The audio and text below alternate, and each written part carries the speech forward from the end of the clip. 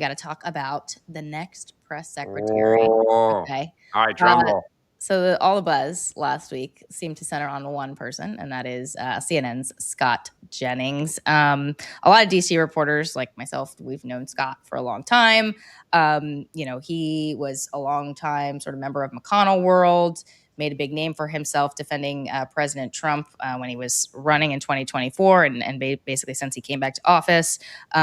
It sounds like he reached out to Susie Wiles. They had dinner together. The president was asked about him recently and said something along the lines of him being a smart and good, somebody who could do a good job. I'm very curious. Sean, you said at the top there is basically one candidate and everybody else is tier 3 or 4.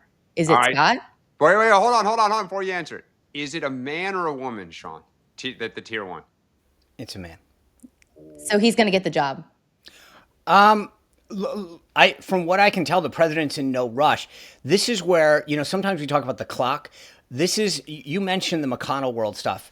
Yeah. I think people have been enamored with Scott because he's been on CNN the last couple of years defending President Trump. But Scott was with McConnell World for a long, long time. And the question is, in the time that's out there right now, do any of these people who don't want Scott to get the job start unearthing comments? I mean, without getting into it, I will say, Scott was considered for positions in the first term, and part of the problem that internally existed was his close association with McConnell. And the question that I think still stands out there is we sit there with time.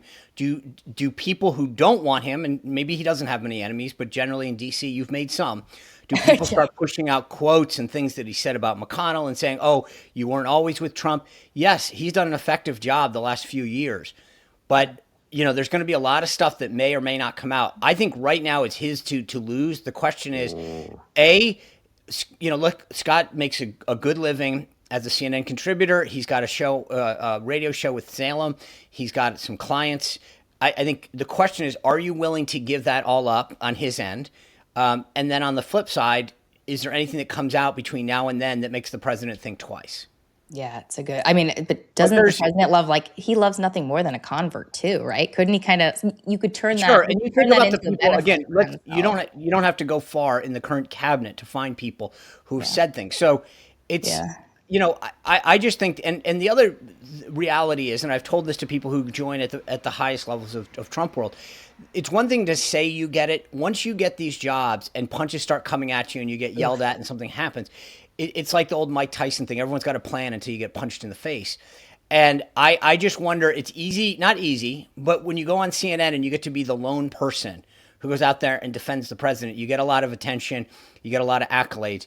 It's another thing when you're now standing in front of a briefing room with people throwing 10 things at your head at once. So that was my question to you, Sean, which is, so Jennings, I imagine, would be great before the camera in the sport of the back and forth. But he's also a little bit of like his own personality, his own star. He is on CNN. He has gotten all this attention, on Abby Phillips defending Trump and whatever. In the building, right? Caroline was young, had been around. She worked in the first term as an assistant. She worked on the campaign, like everything. She was a team player, right? Really good at what she did, but she was a team player who was great in the building, great with reporters on background, all the little things you have to do to be successful to keep the place running. Scott Jennings a workhorse on that side? He's a team player. I mean, like I feel like he would put a mental, this is the team now. I mean, like, I don't know. He's just having known him for a long time. Okay. He seems like someone who works well with others. And that includes reporters. Cabinet secretaries, it's Stephen Miller, it's everybody. That's why I'm telling you, it's one thing to he has a lot of experience in this world, which is a lot more than other people who've been suggested for this, because as I like to remind people, 15% of the job is the briefing, and then there's 85% of the rest, behind the scenes stuff. So he's got the management experience that I think some people lacked, putting a team together and running a media operation. So that works in his favor. But Dan, to your point, this is why I was saying the Mike Tyson thing. Once you get inside, you've got competing interests. You're trying to figure out who's your friend, who's not, who's throwing the stuff at your head, and managing the cabinet and the senior staff in terms of their desires, their issues, their personalities. It's a completely, you can say you know what it's like Trust me, you don't. And when all these senior people leave and new ambitious people come in chomping to make their mark, like that's going to make this even harder. Happening. That's a perfect segue to our last 2 minutes here. Another sign that a lot of people in Trump world know they're probably going to lose the House.